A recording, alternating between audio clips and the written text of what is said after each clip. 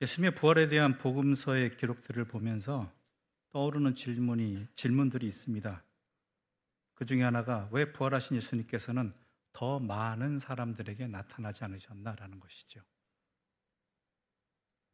하다못해 예루살렘 성전에만 나타나셨어도 그 뒤의 이야기는 달라지지 않았겠습니까? 그런데 예수님의 부활 사건은요, 부활하신 예수님은요, 예수님이 원하실 때만, 그리고 예수님이 선택하신 사람들에게만 목격되고 경험된 사건입니다. 그래서 예수의 부활 사건에 대해서 많은 거짓 소문들이 세상에 난무했었죠. 그건 지금도 마찬가지 아닙니까? 예수님께서 부활하셨다는 증인들이 제자들 말고 누가 있느냐라는 것이죠.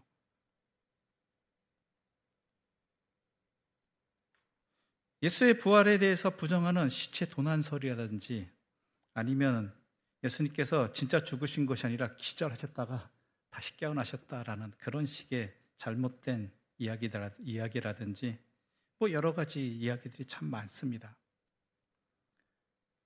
그런데요, 우리가 분명히 알아야 될 것은 그러한 잘못된 이야기들을 반박한다고 해서 예수님의 부활이 입증되기는 부족하다는 것입니다. 안 믿는 사람은 끝까지 안 믿거든요. 그런 사례들을 우리는 주변에서 너무 많이 보지 않습니까? 분명한 사실임에도 불구하고 절대 안 믿습니다. 아직도 지구가 평평하다고 믿는 사람들은요, 평평하다고 생각하고요. 음모론을 믿는 사람들은 그것이 아무리 과학적인 증거를 대며 옳지 않다고 이야기한다 할지라도요, 자신이 믿는 것이 전부라고 생각합니다.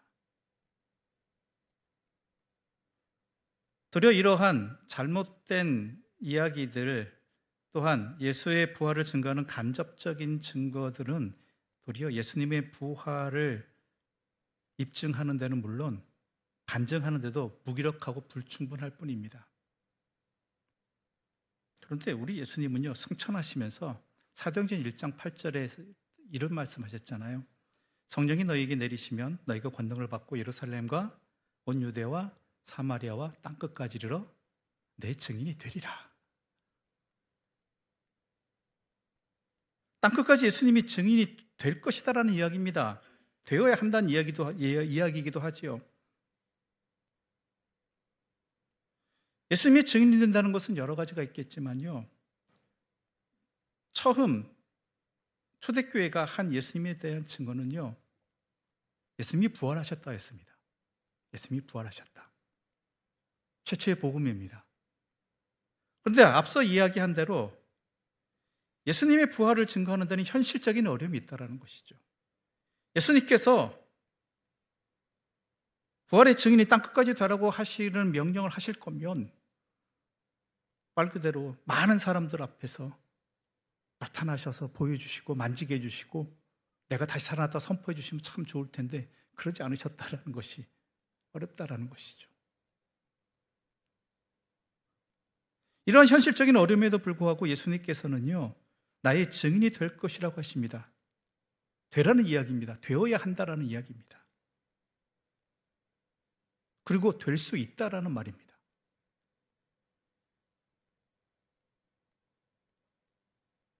그렇다면 이렇게 말씀을 강력하게 하시면서도 부활에 대한 확실하고 객관적인 증거들을 부활의 당사자인 본인께서 다양한 많은 사람들에게 보여주시지 않은 이유로 도대체 뭐냐라는 것이죠. 결론부터 말씀드리자면 예수님이 부활하셨다는 것은 다른 방식으로 증명되어져야 되고 증거되어져야 한다는 것입니다. 그리고 그렇게 증명될 수 있는 진리라는 것이죠. 그래서 사도들은 초대교회 사람들은요, 예수님의 부활을 다른 방식으로 증거했습니다. 그것은 그들이 예수님의 부활의 증인답게 그리고 자신들의 부활도 믿는 사람으로 살아가는 것입니다.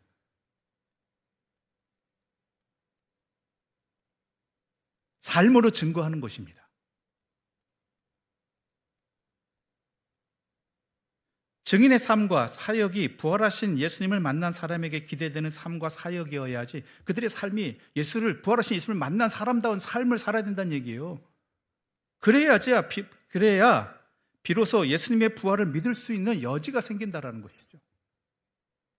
우리가 누군가의 말을 확실하게 믿는 그 근거의 가장 많은 부분을 차지하는 것이 그 사람의 삶입니다. 그가 어떻게 사느냐, 자기가 말한 대로 살고 있느냐 아니냐라는 것이죠. 그런 삶을 살아가는 사람이 그런 말을 한다라, 그의 삶에 합당한 말을 한다라면요, 그 사람이 무슨 말을 해도 다 우리는 믿습니다.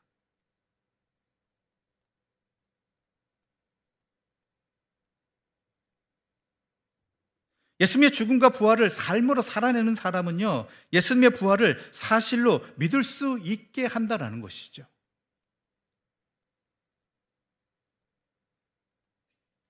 예수님의 부활을 믿는 사람은요, 그 부활의 소망을 가지고 그것이 내 삶에 체화돼 가지고 살아가면요, 그것은 죽음의 권세를 압도하는 삶을 살아갈 수밖에 없습니다. 그래야지 부활하신 예수님을 보았다는 제자들의 주장이요, 개연성이 있다고, 확실하다고, 들을만하다라고 인정하게 될 것이란 이야기죠.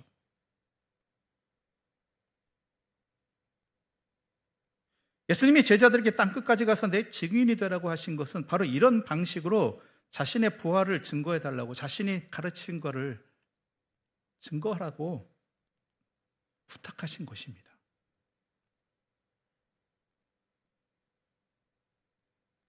그런데 문제는 그런 부활의 증인으로 살아간다는 것이 너무 힘든 일이라는 것이죠.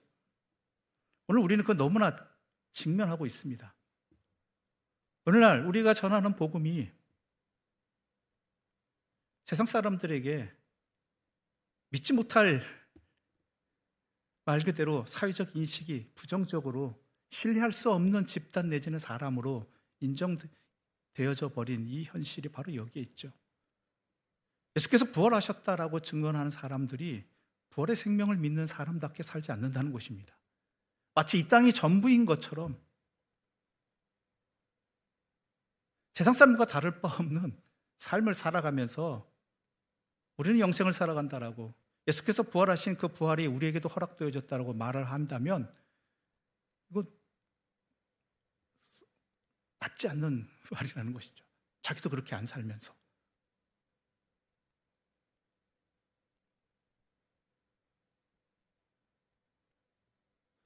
그 이야기는 우리의 어리석음도 있고 죄악됨도 있지만요, 그만큼 부활의 증인으로 살아간다는 게 참 힘들다라는 것입니다.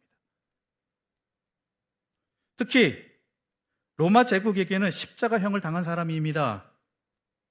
유대인에게는 나무에 매달린 하나님께 저주받은 사람을 그 메시아라고, 유일한 주라고 선포하면서 믿고 살아간다는 것은요, 박해와 따돌림을 초래하는 일이고 고통을 초래하는 삶을 사는 것입니다. 게다가 제자들이나 초대교회 교인들은 예수를 십자가에 못 박아 죽인 그 강력한 세상 앞에서 너무나 보잘것없는 존재들이었죠. 물론 그 중엔 그렇지 않은 사람들도 있었을지 모르겠지만 대부분이 뭐예요? 그 당시 사회로부터 멸시를 받던, 아무런 힘도 없는, 먹고 살기도 힘든 그런 보잘것없는 사람들이 대부분이었다라는 것이죠.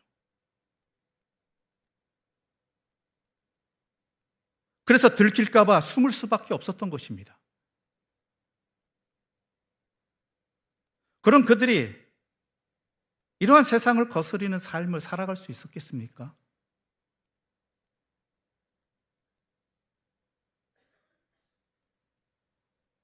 그런데 그런 그들에게 성령이 임하셨죠.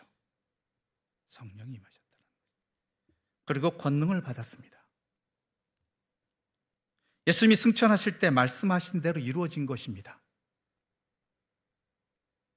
그런데 성령이 불꽃같이 임하신 것은 정확하게 알 수 있는데, 권능을 받는다 할 때 이 권능은 도대체 과연 무엇을 말하는 것이냐라는 것이죠.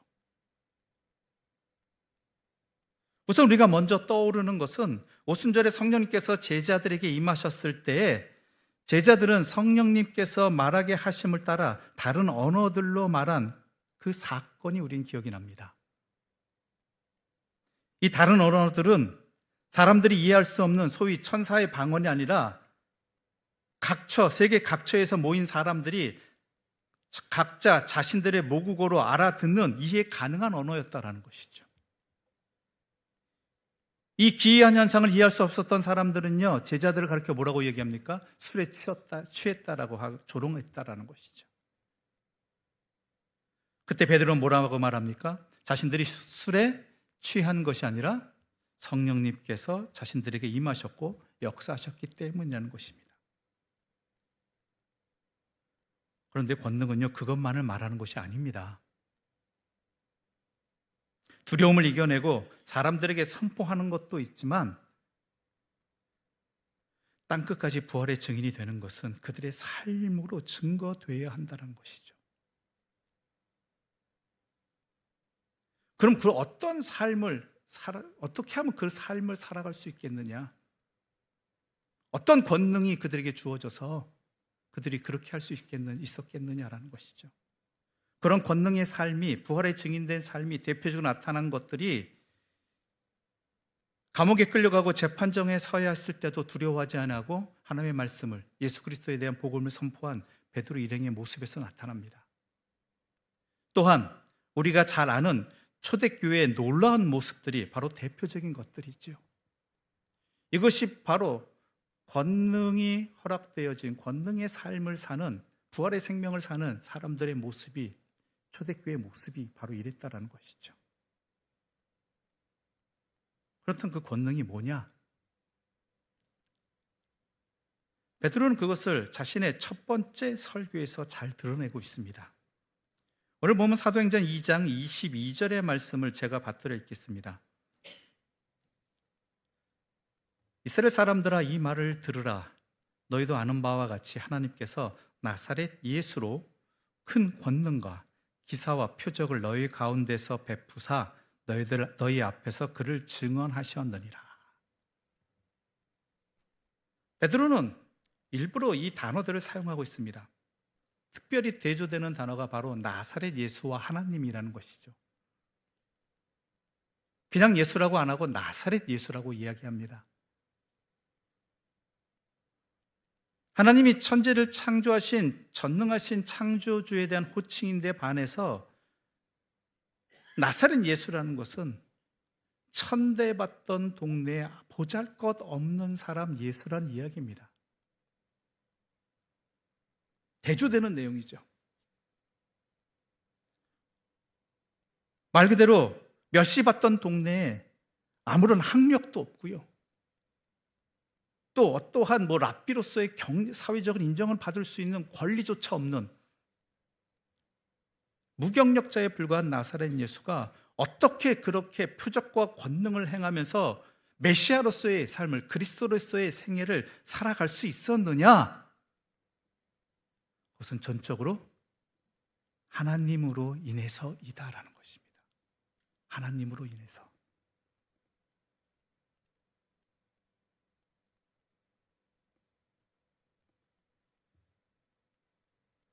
하나님이 그렇게 할 수 있도록 권능을 주셨다라는 것이죠. 하나님이 하신 것, 정확히 말하자면 하나님이 하신 것이다라는 것입니다. 계속해서 23절과 24절에서 베드로는 이렇게 설교하고 있습니다. 그가 하나님께서 정하신 뜻과 미리 아신 대로 내준 바 되었거늘 너희가 법 없는 자들의 손을 빌려 못 박아 죽였으나 하나님께서 그를 사망의 고통에서 풀어 살리셨으니 이는 그가 사망에 매여 있을 수 없었습니다. 세상이 강력한 힘을 가진 너희들이, 제사장, 종교 계급 지배자들이, 로마 제국이 나사렛 예수를 못 박아 죽였지만 하나님께서 그렇게 죽은 나사렛 예수를, 처참하게 죽음을 당할 수밖에 없었던 그 나사렛 예수를 사망의 고통에서 풀어서 살리셨다라는 것이죠. 누가 하셨다고요? 하나님이 하셨다.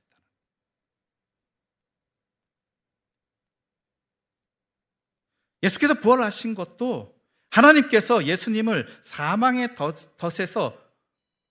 덫으로부터 풀어 살리셨기 때문이라는 것이죠. 그리고 하나님께서 나사렛 예수를 사망에서 고통으로부터 풀어주신 것만이 아니라 풀어 살리셨다라는 것은요, 단순히 살려주신 것이 아니라 영원히 살려주셨다라는 것이죠. 영원하게.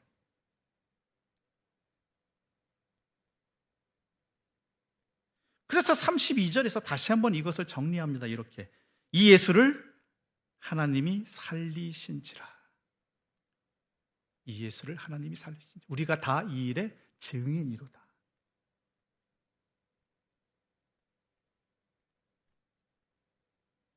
결국 베드로가 설교하는 것은요, 선포하는 것은요, 예수님께서 천하디 천한 곳에서 아무런 보잘것없는 출신으로 이 땅에 오셔서 가난하게 사시다가 자신을 제물로 내어놓으시고 이 세상을 떠나가시는 삶을 살아가셨던 그 믿음과 그 결과로 온 세상의 구원자와 부활의 구주가 되실 수 있었던 것은 하나님께서 나사렛 예수를 붙들고 계셨기 때문이다라는 것이, 이게 권능이라는 거예요.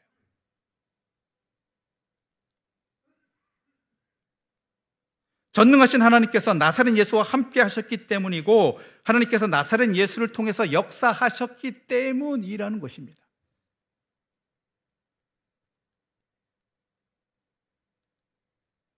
이 선포가 중요한 것은요, 자신들도 나사렛 사람 예수처럼 아무것도 아닌 존재들이라는 것이죠.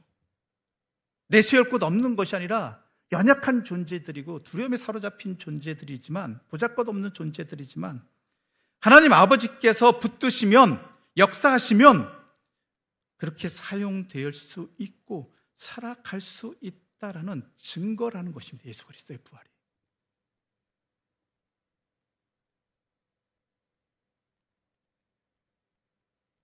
바로 이것이 베드로를 비롯한 초대교회에 주어진 권능이 바로 이것입니다. 하나님이 하신다. 그 하나님이 우리와 함께 하신다. 자신들이 아무리 빈곤하고 보잘것없다고 할지라도 내가 아니라 하나님이 하신다라는 것입니다. 하나님이 이루신다는 확신입니다. 그리고 그 증거가 바로 자신들에게 승천하신 예수님을 통해서 부어진 성령님이라는 것이죠.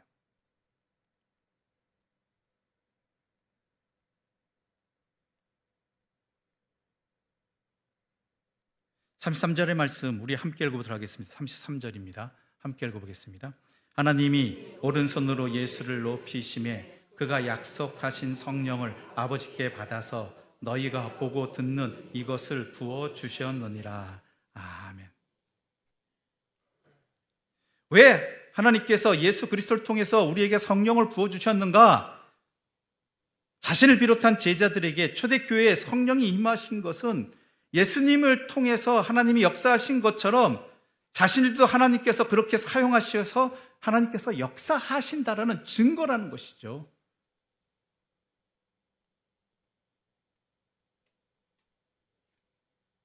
자신들로 하여금 성령님을 힘입어서 하나님의 말씀을 쫓아 살아가는 삶, 부활의 생명을 살아가는 삶으로 결단하고 행할 수 있도록 도와주시기 위해 성령님께서 우리에게 함께 해주셨고, 그래서 우리가 그 권능을 힘입어서 지금 선포하고 있고 살아가고 있다는 것입니다.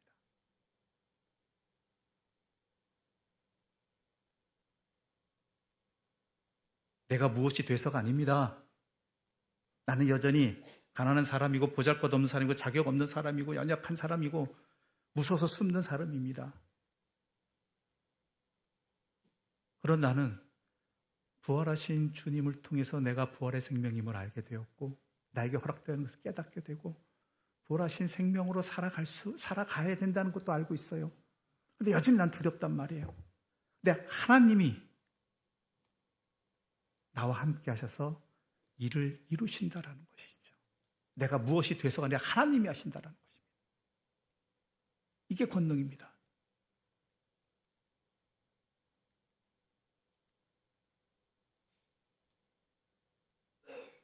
그래서 사도 바울은 다윗의 시편 16편을 인용하고 있죠. 25절부터 28절의 말씀을 제가 받도록 하겠습니다. 다윗이 그를 가리켜 이르되 내가 항상 내 앞에 계신 주를 배웠으며 나로 요동치 않게 하기 위하여 그가 내 우편에 계시도다. 그러므로 내 마음이 기뻐하였고 내 혀도 즐거워하였으며 육체도 희망에 거하리니 이는 내 영혼을 음부에 버리지 아니하시며 주의 거룩한 자로 썩음을 당하지 않게 하실 것임이로다. 주께서 생명의 길을 내게 보이셨으니 주 앞에서 내게 기쁨이 충만하게 하시로다 하였으므로. 다윗이 또한 그 증거를 증거하고 있다는 것이죠. 그것을 다윗은 시편 16편에서 다윗은 자신의 앞에 그리고 자신의 오른편에 항상 계신 주님을 보았다라고 고백하고 있습니다. 주님이 나를 떠나시지 않는다라는 것이죠. 그 여호와 때문에 자신은 흔들리지 않을 것이며 또한 그 하나님께서 자신을 무덤에 내에 던지시지 않고 살리실 것임을 믿고 살아간다라는 것이죠. 사실 다윗이 얼마나 많은 죽음과 같은 고통을, 어려움을 당했습니까? 사울왕의 박해가 얼마나 그에겐 심했을까요? 그게 끝이 아니죠. 다 이룬 줄 알았더니, 자기가 뭔가 된 줄 알았더니 한 여인 앞에서 처참히 무너지는 밧세바의 사건도 그는 겪었습니다. 그로 인해서 태어난 자신의 아들이 죽어야 하는 그러한 고통도 겪었죠.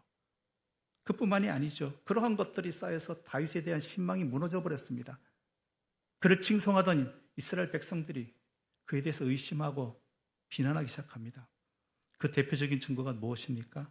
아들 압살롬의 반역이죠. 난 아버지와 같지 않다. 아들이 아버지를 반역합니다. 아버지를 죽이고자 합니다. 이런 가운데도 다윗이 믿고 있었던 것은요, 절망의 구렁텅이에, 죽음의 구렁텅이에 빠지지 않고 그가 살아갈 수 있었던 것은요, 하나님이 나와 함께 계시고 하나님이 사용하실 것이기 때문이라는 것이죠.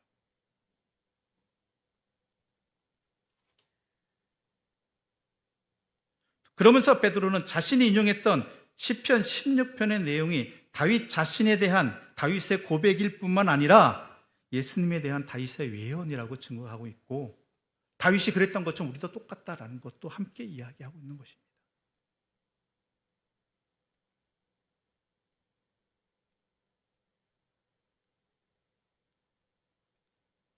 무엇보다 베드로는 36절에서 이렇게 설교를 마무리하고 있습니다. 우리 36절의 말씀 함께 읽겠습니다. 그런즉 이스라엘 온 집은 확실히 알지니 너희가 십자가에 못 박은 이 예수를 하나님이 주와 그리스도가 되게 하셨느니라 하니라. 부활시켜 주신 것만이 아니라, 영원히 살게 해주신 것만이 아니라 십자가 위에서 못 박혀서 무력하게 돌아가신 예수님이 천지 만물의 주가 되게 하셨고, 인간을 죄와 사망에서 구원해내시는 그리스도 메시아가 되게 하신 것은 누가 하신 일이다? 하나님이 하신 일이다라는 것이죠. 하나님.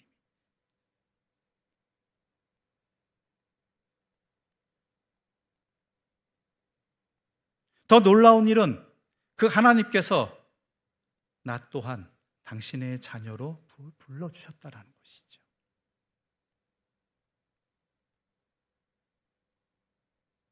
그러므로 우리 여기서 하나님께서 왜 우리를 하나님의 자녀로 불러주셨는지 그 까닭을 확연하게 알게 됩니다. 부활의 삶을 살라는 것입니다. 하나님께서 죄로 인한 사망의 덫에 걸려 죽어가는 우리를 예수 그리스도처럼 그 사망의 덫으로부터 영원히 풀어 살려주시기 위함이었다라는 것이죠.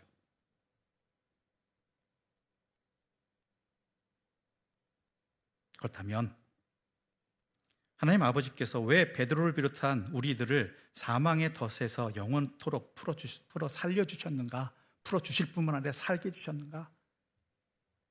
그것은 바로 예수 그리스도를 통해서 알 수 있습니다.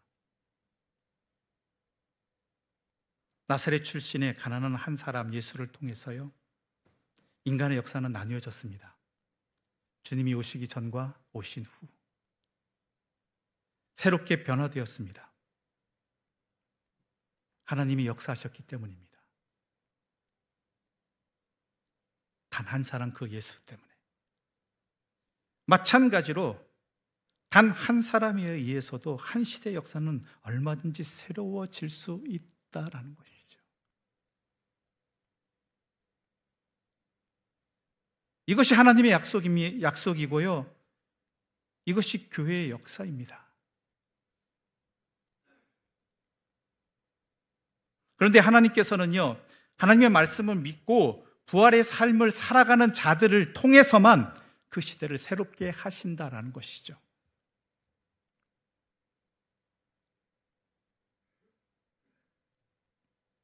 그러므로 우리가 어떤 삶을 살아야 될지는 분명해지는 것입니다. 내가 먼저 부활의 삶을 살아야 됩니다. 부활을 믿는 사람답게 살아야 됩니다.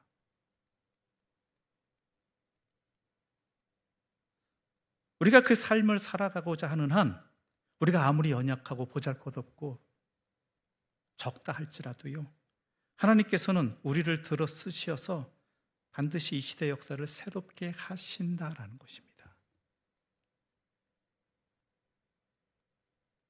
이것이 바로 베드로가 믿고 선포한 부활입니다.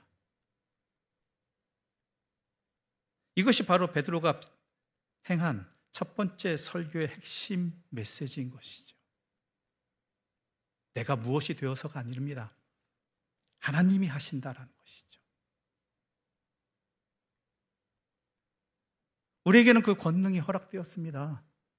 문제는 내가 그 권능을 힘입어서 부활의 삶을 살아가느냐라는 것이죠. 그런데 부활의 삶을 산다는 것이 과연 구체적으로 무엇이냐라는 것, 구체적으로 뭐냐라는 것이죠.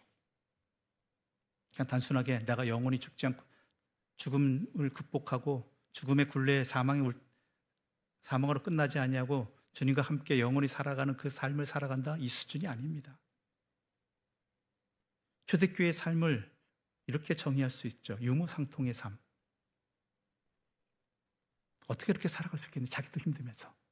내일을 기약할 수 없는 박해 속에서 어떻게 그렇게 살아갈 수 있었느냐? 이게 부활의 삶입니다. 이를 누가복음 4장 18절과 19절에는 이렇게 증거하고 있습니다. 누가복음 4장 18절과 19절의 말씀 우리 함께 읽어보겠습니다. 주의 성령이 내게 임하셨으니 이는 가난한 자에게 복음을 전하려 하시고 내게 기름을 부어주시고 나를 보내사 포로된 자에게 자유를, 눈먼 자에게 다시 보게 함을 전파하며 눌린 자를 자유롭게 하고 주의 은혜를 전파하게 하려 하심이라 하였더라. 예수님께서는 자신이 이 땅에 오신 까닭이 가난한 자와 포로된 자, 눈먼 자와 짓눌린 자에게 해방을 선포해 주시기 위함이라고 밝혀주고 계십니다. 바꾸어 말하자면 예수님께서 이 땅에 오신 까닭은요, 죄로 인한 사망을 포함해서 우리의 삶을 옥죄고 있는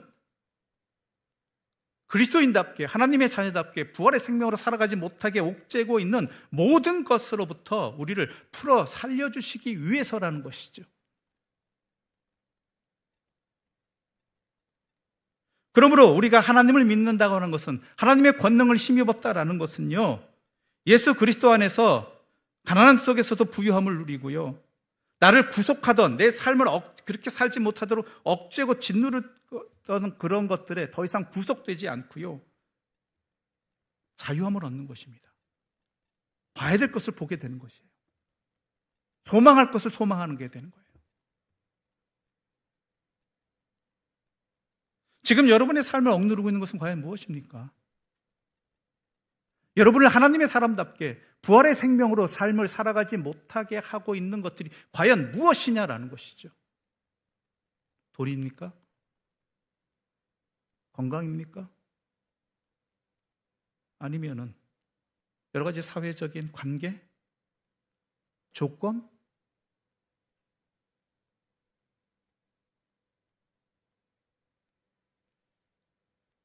그럴 때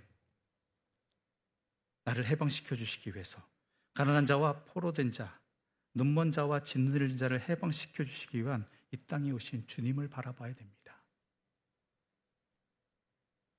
성령님의 조명 속에서 우리를 사망의 덫으로부터 영원토록 풀어 살리신 하나님께 우리의 시선을 맞춰야 된다는 것이죠.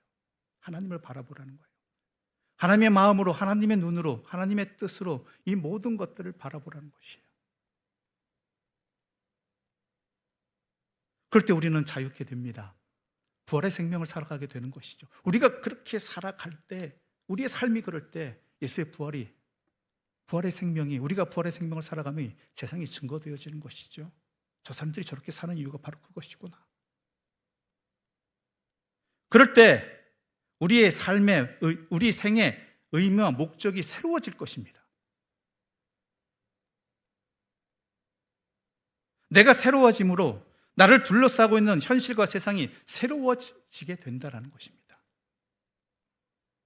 그리고 이러한 부활의 생명의 삶을 사는 사람들은요, 세상의 불의를 못 본 채 할 수가 없습니다. 고통받는 이웃들을 홀로 내버려 둘 수가 없습니다. 고아와 과부와 나그네에게 설 땅을 마련해 주기 위해 노력을 합니다. 그게 내가 부활의 삶을 살고 있는 모습입니다. 살게 되면 그렇게 할 수밖에 없어요. 여전히 내 안에 머물러 있지 않습니다. 그러니까 초대교회가 가난한 사람들을 위해 자신의 모든 걸 다 내어놓지 않습니까?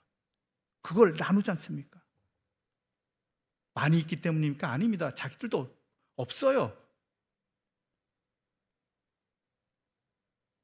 세상의 현실이 아무리 힘들고 어렵다고 할지라도요,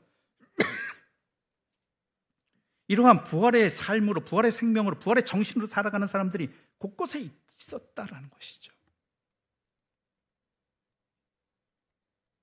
물론 세상의 모든 문제를 우리는 다 짊어질 수가 없습니다. 그러나 나의 곁에서 어려움 당하고 있는 사람들에게 조금이라도 위로가 되어주기 위해서 살아가는 삶이 바로 부활의 생명을 살아가는 사람들의 모습이라는 것이죠. 그런 삶을 살아갈 때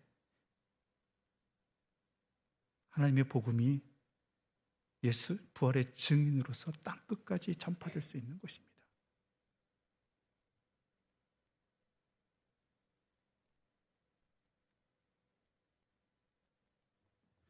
이 벅찬 소명을 품고 어두운 세상을 밝히는 빛이 되시기를 하나님께서는 원하고 계시고, 그렇게 할 수 있도록 우리들에게 성령님과 권능을 허락해 하나님이 우리와 함께 계시는 그 권능을 허락해 주셨습니다. 내가 사망의 음침한 골짜기를 다닐지라도 해를 두려워하지 않을 것은 주께서 나와 함께 하십니다. 그 권능이 우리에게 허락되었잖아요.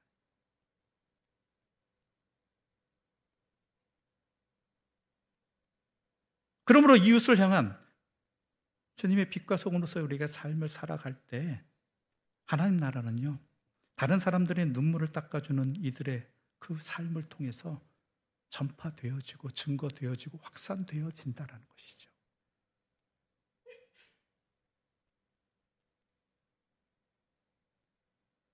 이 사실을 우리에게 깨닫게 해주시고 그렇게 살아가도록 도와주시기 위해서 지금도 성령님께서는 우리와 함께 하고 계시다라는 것입니다.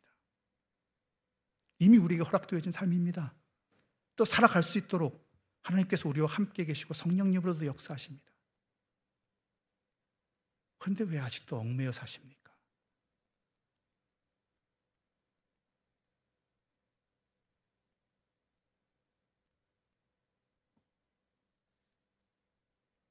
끝으로 예수님의 말씀 하나를 가지고 우리 이 말씀을 마무리하고자 합니다. 요한복음 11장 25절과 26절의 말씀입니다. 함께 읽겠습니다.